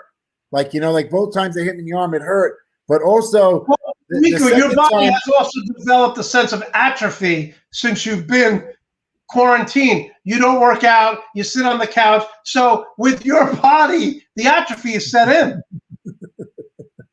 Yes, I can't argue with you. My butt hurts from sitting so long. But it was actually funny because I actually just kicked it this morning for 2 days. I was really tired, and I slept a lot the last 2 days. So today I feel a little better. I clearly feel that I'm out of it. But also, like somebody was explaining to me, like this virus is no joke. Like they had to hit the virus is no joke, and this vaccine is even more powerful. So it's like you have to Yeah, how about this? How is Rico? I work in the I want to get back to the world. How is Rico allowed to get it? Rico gets things that we could dare dream of. Rico, they called me and said, "Hey, Rico, would you like a vaccine?" No, I'm only kidding. Who's they? Who's they? Whoever they are, that always takes. Did you get out of a truck with a free thing of marinara sauce and fresh mozzarella? Well, I showed up with marinara sauce and fresh mozzarella. That's how you get a vaccine. Bring them food. How did you get the vaccine? Actually, we went, me and Melissa, 30 days ago. Somebody talked to me on the phone. They're like, so they're doing this thing like overflow because sometimes they have extra vaccines. And I was like, and I brought it up to Melissa. She's like, let's go to this park. We had a babysitter that day. We went to this park where they were doing it. And we sat in an overflow line for a few hours. And was it the National Guard or was it just a regular staff? No, Los Angeles Fire Department. So we went. There's some hunks in that fire department too, by the way. Oh my God, these guys are. When she had coronavirus and they came over here, these guys came in. They were like six. They had 6-packs. They had 6-packs. Need to keep it close. They were like, I was like, oh my God, get these guys out of my house. They might, Melissa was like, she was passed out. She was like, oh, puking, trying to fix her hair. So you got the shot, and it wasn't some underhanded transfer of money. You got it legally. Not to lie, I was really, really, really, really, really thinking about trying to pull some type of move, but I ended up not. I ended up just doing it. We had to wait a few hours, but we were really worried about the second shot, because ours was like on the fly. We waited in line, and they gave it to us. They gave us the card, but then we went to Dodger Stadium, which I got to give it to the fire department up there that is running that. Dodger Stadium vaccination site, the mega site, is a fine, oiled. So George, so people in LA can go to Dodger Stadium and get the shot. Well, if you have to go online, register, but when you go there, they have 200 cars. They are pumping cars in and out of that place like I've never seen. I mean, it is a well-oiled machine. Like I said, we were sitting in that line. We pulled up. We got in. We went to the front, shot and out. And you have to remember they keep you for 15 minutes after the shot. We were out of there within 2 hours, probably not even 2 hours. And has your dad gotten the shot? Sea of cars. No, we have having a problem in New Jersey getting him a shot. He doesn't want to get it?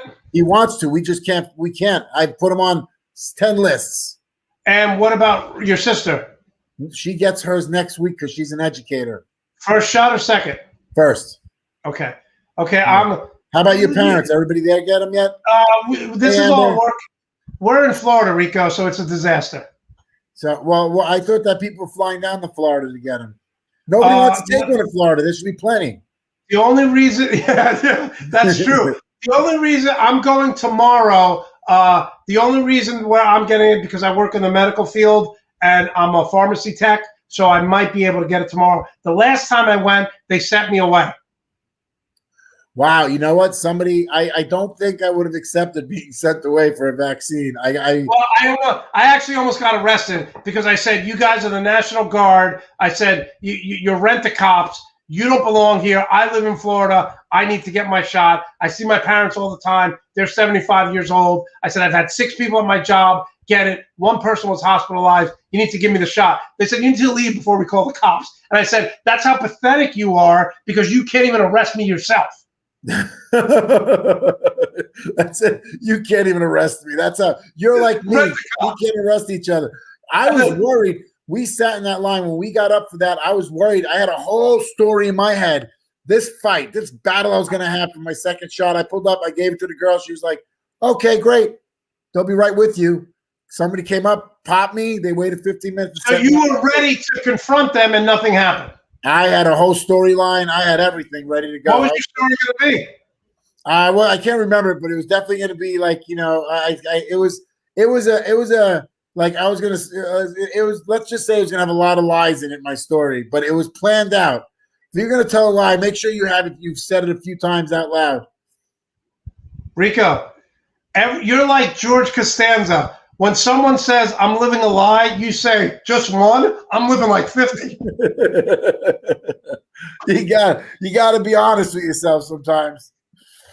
It's amazing to me that on the outside looking in, you are functioning in society. You have a house. You have plenty of money. You have a wife. You have a kid. But those who really know you, you're like, this is the greatest trick ever. Like the Republicans say that trickle-down economics, everyone of their base believes it, even though they're all below the poverty line.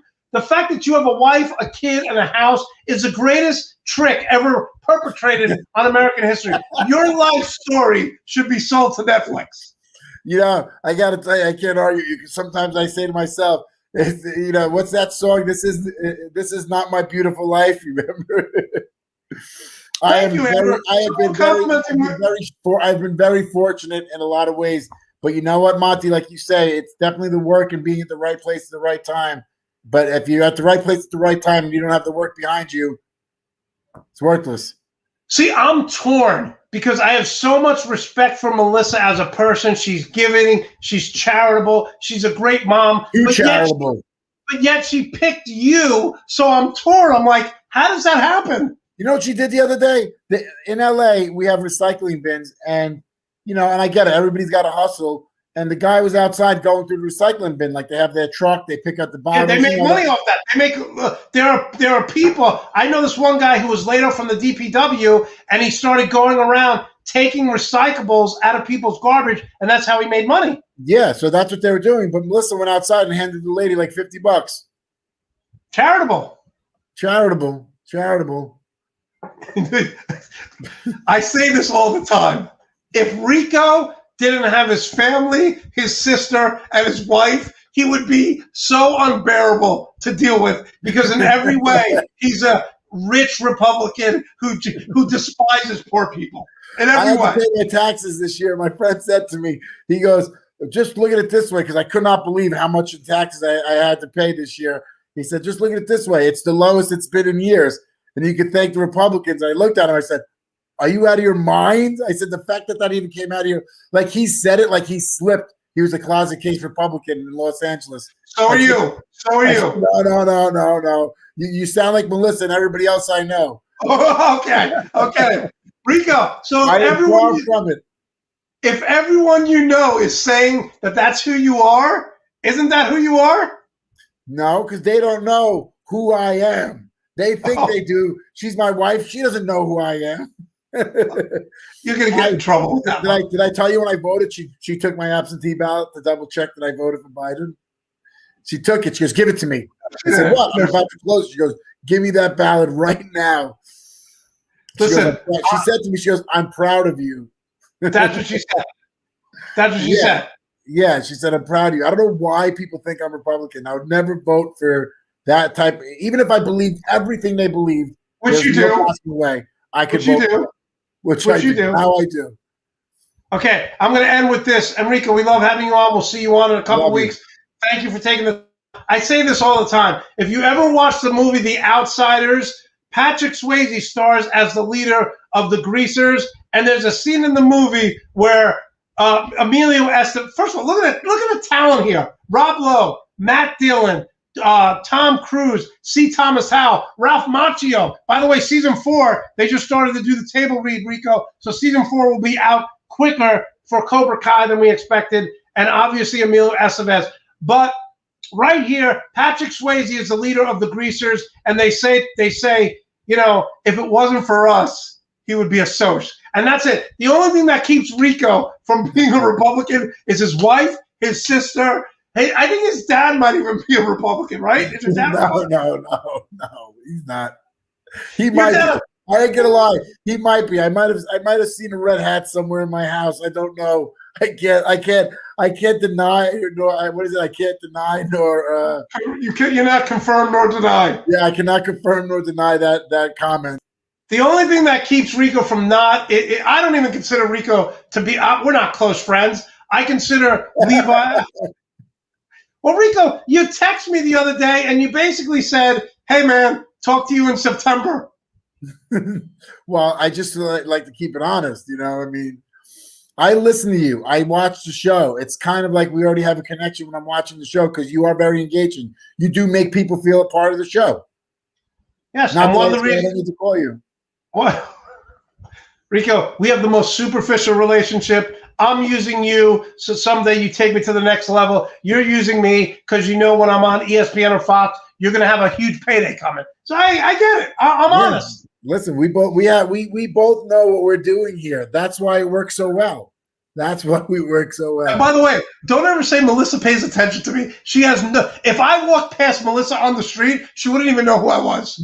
No, she would. She would probably be like, no, you know what she would do? Just to let you know, she critiques. Not only does she critique me when she watches the show, she critiques you. You just don't hear it. Listen, if I saw Melissa on the street as I walked by her, she would hold on to her purse because she'd be like, this homeless guy's going to take my purse. No, Melissa would avoid you. She's still, even though she's vaccinated, the 6 feet is still very strong in this house. She would walk across the street if she saw me coming. Yeah, but now nobody would look at her weird when she does it. That is true. All right, Rico, all right, we'll see you in about a month, right? Is that enough time? I'm around. Love having you on. Give us one more look. Hold on here. Give us one more look at the Marilyn Monroe picture because people are really loving that.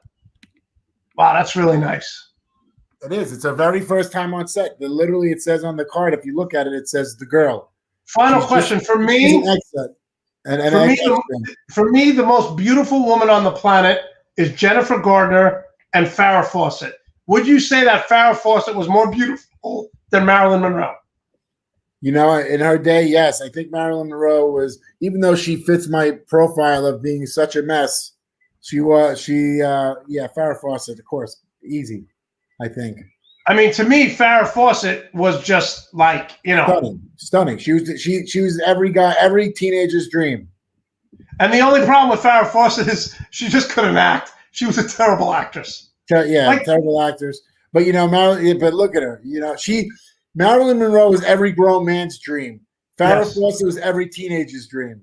Yes. Well, my teenage dream was Courtney Cox. That was Patricia Arquette, who follows me on social media, and Jennifer Gardner. To me, is the most beautiful woman on the planet. Oh no! My big crush was Lisa Loeb, the singer. Oh my goodness! I know. I just had a big crush on her. She actually tweeted back to me one time, and I really wrote this whole thing of how much I like her, and then I had to delete it because I was like, I didn't post it. I just deleted it prior to the post because I have like the biggest, to this day, I still have a little crush on her.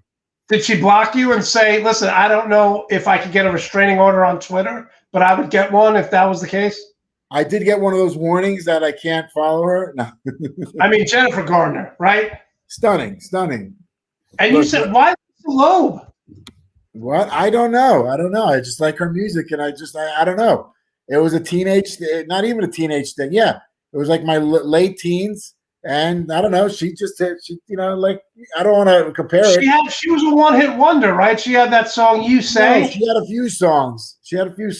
Wait, we're talking about Lisa Loeb, right? Yes. She wasn't a one-hit wonder. She had at least 2 good songs. Can you name them? Can you name 3? Not off the top of my head at the moment. No. She had "You Say." This is who your crush was. Yeah. She looks like a librarian. Remember, that's her right now. So remember, cut 2, go back 30 years. Okay, cut 2. This is you right now. Yeah, but look how studly I am. She's still stunning. Lisa Loeb. I got to show her that right there. Check him out. Tell Giovanni to wave. Giovanni, get that out of your mouth. Where'd you find that? Say hi, Monte. See, we got to let women know I make cute babies in case they're looking, Rico, you're a married man. What are you, a sperm donor all of a sudden?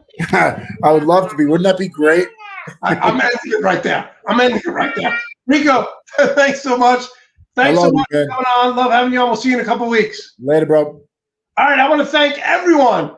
I want to thank A. Marie for joining us. I want to thank Rico Show Me the Money Graziano. And most of all,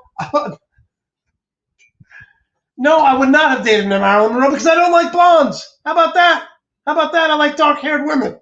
I want to thank everyone. I want to thank A. Marie. I want to thank Rico Show Me the Money Graziano. We went a little long, but that's because people just love having Rico on the show. And I want to thank all of you. Remember, we'll be on Tuesday, 8 p.m., and we'll be back here next Sunday at 11 a.m. The goal is to do this show 5 days a week. We're doing it 2 days a week. I can only do this with your help. If you like sports, if you like comedy, definitely tell your friends, tell your neighbors, tell your family. And in the immortal words of Arnold Schwarzenegger, I'll be back.